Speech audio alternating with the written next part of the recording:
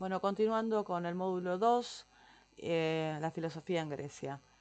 Bueno, ya vimos en la introducción a la filosofía en Grecia y los filósofos presocráticos. Ahora continuamos con los sofistas. Los sofistas. La sofística surge en un contexto de crisis política en Atenas en el siglo V a.C. Tiranías y democracias se alternaban el poder. Los sofistas pretendieron, en forma altruista, encargarse de los asuntos humanos. Eran maestros en retórica y oratoria. Luego, debido a la gran demanda de sus enseñanzas por parte de la élite, llevó a la profesionalización de de la educación y la retórica en Atenas, convirtiendo esta disciplina en una actividad lucrativa. Bueno, para contextualizar, durante todo el siglo V, Atenas estuvo en guerras, ¿sí? Primero fueron las guerras médicas y después las del Peloponeso. Tuvieron muy poquito tiempo de paz. Aún así, hubo un auge, un crecimiento económico muy grande que dividió en estratos sociales a la población ateniense.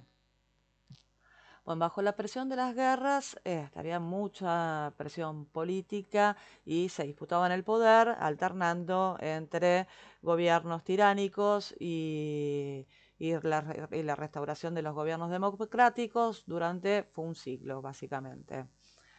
Porque bueno, nada, o sea, en cada momento iban cambiando de visión. Creían que a veces alguien más rígido, más determinado, podía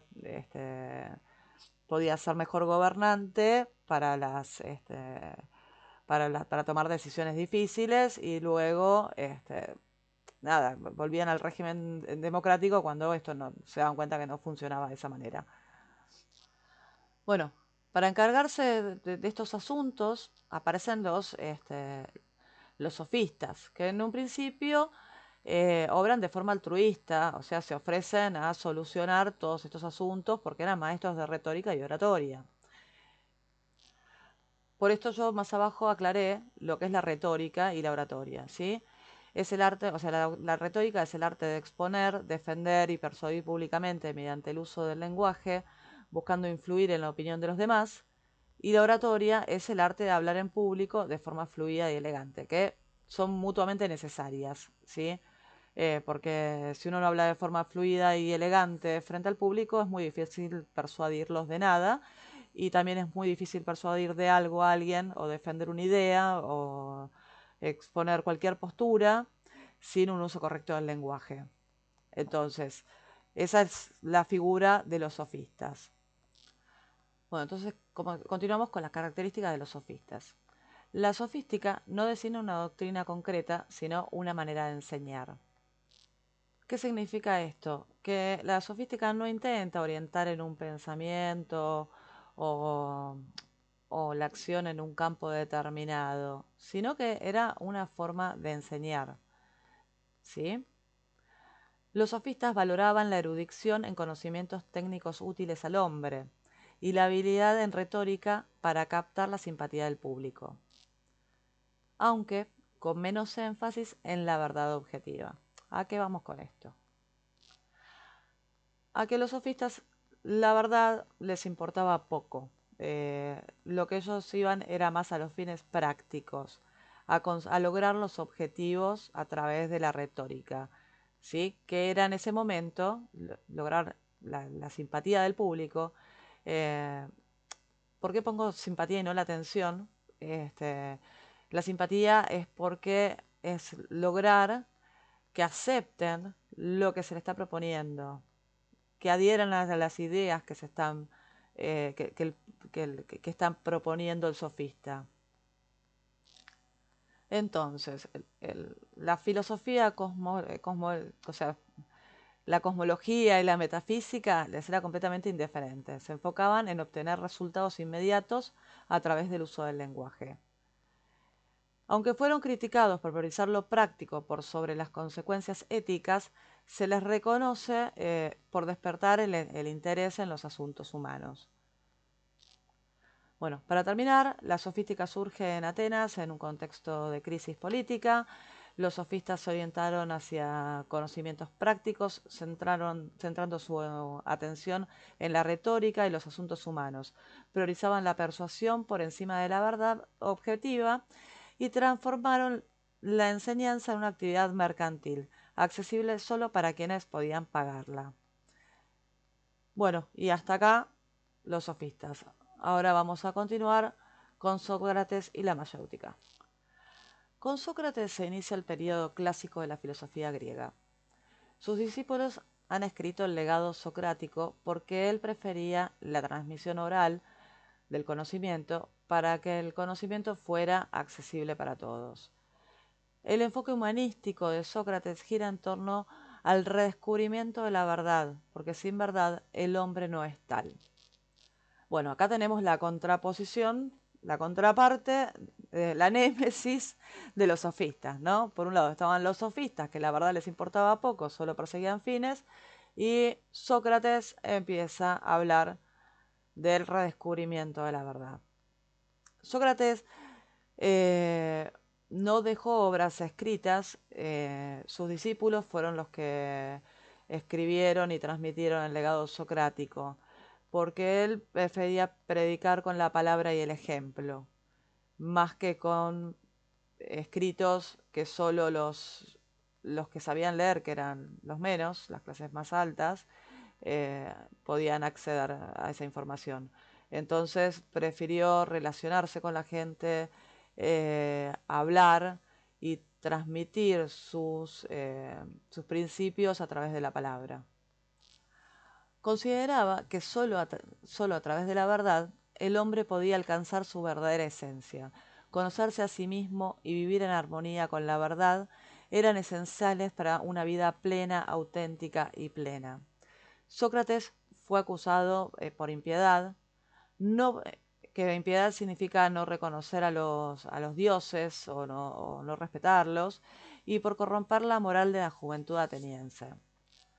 Bueno, cuando hablamos del redescubrimiento de la verdad, hablamos de buscar una segunda verdad, ir más allá de la verdad, estar buscando una aletheia, ¿sí? Sócrates decía que solo a través de la verdad el hombre podía alcanzar su verdadera esencia. ¿Qué, qué era la postura de Sócrates? Yo dije que era lo contrario a los sofistas. Sócrates buscaba eh, también que todo el mundo encontrara el conocimiento, que se pudiera encontrar con la verdad, que la educación fuera lo más popular posible, que no fuera solo para una élite. Entonces él intentaba, ¿sí?, de que la mayor cantidad de gente posible pudiera acceder al conocimiento. Esto obviamente fue generando controversias y a algunos poderosos no les caía bien esta revolución del conocimiento que estaba impulsando Sócrates, y bueno, lo terminaron acusando de lo que pudieron, de lo que encontraron, como impiedad y corromper la moral de la juventud ateniense, con estas ideas locas nuevas que tenía. Y tras un juicio que muchos consideran injusto, fue condenado a muerte. En el juicio ese hubo 501 jurados, que fueron elegidos al azar entre el pueblo ateniense. El número era impar para evitar un empate. La realidad es que no fue un empate, pero tampoco, pero las opiniones estuvieron muy divididas, fue muy poca la diferencia de votos en contra de Sócrates. Y aunque sus amigos le ofrecieron la posibilidad de escapar, Sócrates eligió morir antes que traicionar sus principios o desobedecer las leyes de la ciudad, demostrando así su profunda coherencia ética. Y de esta forma queda marcado en la historia, bueno, como un mártir y que defendió sus ideales y su pensar hasta el último momento. De otro modo hubiera quedado como un cobarde que había huido. Ahora vamos a hablar del método socrático, la mayéutica. El nombre mayéutica eh, él lo denominó de esta manera inspirado en el oficio de su madre, que era partera. Mayéutica significa asistir en el parto, ayudar a dar a luz a un niño. Sigo con la lectura. Sócrates denominó su método mayéutica, que significa asistir en el parto.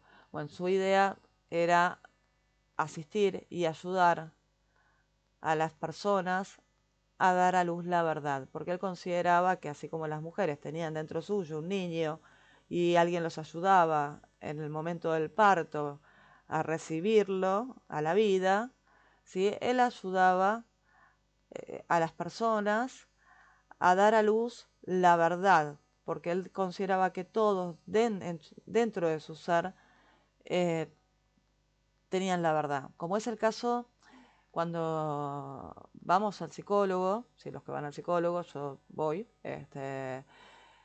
que el psicólogo no te dice cuál es la verdad, sino intenta de acompañarte en ese proceso de descubrir tu verdad, porque la verdad es tuya, nadie te puede decir cuál es tu realidad, la tenés que buscar adentro tuyo, ese conocimiento solo lo tenés vos. Bueno, el método socrático consta de dos partes, ¿sí? El primer momento se caracteriza porque utiliza la ironía para demostrar la ignorancia del interlocutor. Esto lo obliga a reconocer que no sabe. Esto se llama docta ignorancia. Docta porque sabe, ignorancia que no sabe. ¿Sí? Es no saber. Saber que no se sabe. ¿Sí? De ahí todos conocen la frase, solo sé que no sé nada, y en estos últimos días creo que todos lo dijimos. Lo único que sabemos de Sócrates es la frase de solo sé que no sé nada, y lo que sabemos de Sócrates y de todo el resto de las materias que estamos cursando. Luego, a través de preguntas metódicas y sistemáticas, que esta es la segunda parte, guía al interlocutor para que deduzca la verdad por sí mismo, o sea, que la saque de su interior. Le, le demuestra que siempre la verdad estuvo en su interior y en sus capacidades, ¿sí? Alcanzando su propia verdad, la aletheia. Y ahora sí, para cerrar este video, la teoría del conocimiento y la ética, que es el último tema, que también trata de Sócrates, ¿sí? Sócrates centró su atención en la búsqueda de un saber seguro, ¿sí? Sócrates, como muchos de los filósofos, quería tener un, un saber seguro. Planteó que los actos cognitivos son esenciales para acceder a la realidad, o sea, el hecho de pensar y razonar nos lleva a acceder a la realidad. Según Aristóteles, Sócrates aportó los razonamientos inductivos y la definición universal. Como todavía no llegamos a Aristóteles, pero ya sabemos quién es Aristóteles, lo voy a poner un poquito en orden cronológico, ¿sí?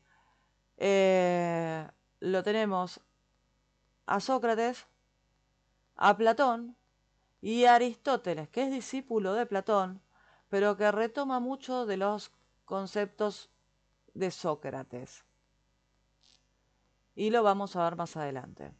Pero por ahora quería nada más explicar un poquito quién es Aristóteles y en qué momento aparece.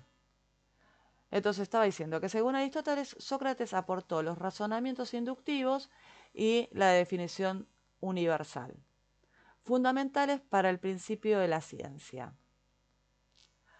Bueno, cuando hablamos de la ciencia estamos hablando más de las ciencias particulares, ¿no? Que a través de razonamientos inductivos, ¿sí? Y la definición de universales, eh, podemos tener el principio de la ciencia, que está basada en la razón, en la inducción del razonamiento y el lograr la obtención de universales, como ser un perro tiene cuatro patas, todos los perros tienen cuatro patas. Entonces ahí tenemos un universal, ¿sí? Los perros tienen cuatro patas. Este universal no es inventado o imaginario, sino que se encuentra en la realidad. Así Sócrates trasciende el relativismo y escepticismo sofista, buscando verdades universales y objetivas. El relativismo sofista es una postura según la cual la verdad depende del punto de vista del sujeto, o sea, la verdad depende de quién la mira, ¿no? No hay una verdad objetiva para los sofistas, sino múltiples verdades, según cada individuo o cada cultura. Y los sofistas eran escépticos con respecto a la creencia de alcanzar un conocimiento seguro o absoluto, sin decir que para ellos era completamente inútil perder el tiempo en la búsqueda de estos principios universales y todas estas cuestiones. Iban más a lo práctico, a lo inmediato de lo que necesitaban ahora ya las soluciones más prácticas posibles. Por eso es que Sócrates trasciende el relativismo y el escepticismo sofista, porque busca las verdades universales y objetivas. La ética socrática cuestiona los conceptos de útil, cuestiona los conceptos de bien útil y bien hedónico. Bueno, acá venimos con un tema medio complejo. Voy a intentar de darle la mejor forma que pueda. Voy a continuar leyendo y luego voy a volver a intentar dar una explicación. Plantea la distinción de un placer bueno y uno malo, para llegar a la existencia de un bien moral basado en la virtud. Bueno, vamos por partes, dijo Jack. Vamos a empezar por qué es un bien útil. Un bien útil es un bien que atiende a producir un placer para satisfacer una, una necesidad. No, sí, bueno, sí, es eso. Busca el placer ante una insatisfacción, ¿sí? Como algo útil. Tengo sed, debo beber agua, me provoca una sensación de incomodidad, de malestar, ¿sí? Entonces tomo agua. Eso es un bien útil, con una consecuencia inocua, ¿no? Otro ejemplo de un bien útil podría ser, necesito dinero, lo robo. Porque logro satisfacer la necesidad que tengo de dinero y siento ese placer. ¿Sí? Y también es un bien útil. Está bien, con un mal proceder. Y ahora seguimos con el bien hedónico. Bueno, ¿qué es el bien hedónico? Es un bien que busca placer, por el simple hecho de tener placer sin importarle nada más. Por ejemplo, vamos al primer ejemplo que di de tengo sed. ¿Sí? En este caso no tengo sed. Tengo ganas de tomar algo rico porque me quiero recompensar, porque quiero placer por placer y me preparo un jugo de naranja, porque quiero algo dulce que me haga sentir bien. Entonces no es algo útil, sino simplemente quiero algo rico. Entonces me como un chocolate y, y no le hago mal a nadie y no pasa nada, me estoy consintiendo porque quiero placer nada más y me consiento de esa manera. También podría decir, ay, bueno, quiero sentirme más alegre y consumo drogas y me relajo, siento placer, estoy bien. Tiene causas negativas, puede afectar a mi salud, eh, pero lo único que busco es placer porque quiero placer, por el hecho del placer en sí, por sentir placer, sin ningún fin útil. Como sería, si me duele la cabeza, me tomo una aspirina, ¿sí? Pero ese es un bien útil porque lo que busco es un placer que es el alivio al dolor. Bueno, entonces es ahí donde Sócrates plantea, ¿sí?, una distinción entre el placer bueno y el placer malo, para llegar a la existencia de un bien moral basado en la virtud. Para la época, ellos tenían estos dos conceptos de un bien útil o un bien hedónico, sin cuestionar si el placer era bueno o malo, que es lo que introduce Sócrates para llegar a la necesidad de la existencia de un bien moral que esté basado en la virtud, o sea, en lo bueno. Para Sócrates, la virtud es el conocimiento. Creía que, sabiendo lo que es bueno, necesariamente se actuará de acuerdo con ello. Asocia la virtud con el conocimiento ético, sosteniendo que los vicios y las malas acciones provienen de la ignorancia. Entonces, para Sócrates, ¿sí? Eh, decía que una persona iba a actuar bien si, si sabía, si tenía conocimiento de que estaba bien, y si no lo hacía era porque era un tonto, porque era un ignorante. Bueno, esto obviamente produjo controversias, ¿no? Y se lo criticaba como intelectualista porque reducía todo al conocimiento, sin considerar otros aspectos como las emociones o circunstancias. No basta solo con el conocimiento, también es necesaria la voluntad para obrar bien, ya que solo el sujeto puede moverla. Bueno, ¿qué es lo que estoy queriendo decir? Que, bueno, yo creo que está claro, pero por las dudas voy a intentar de aclarar sin oscurecer más. Que está bien tener conocimiento, porque si uno no lo tiene, de que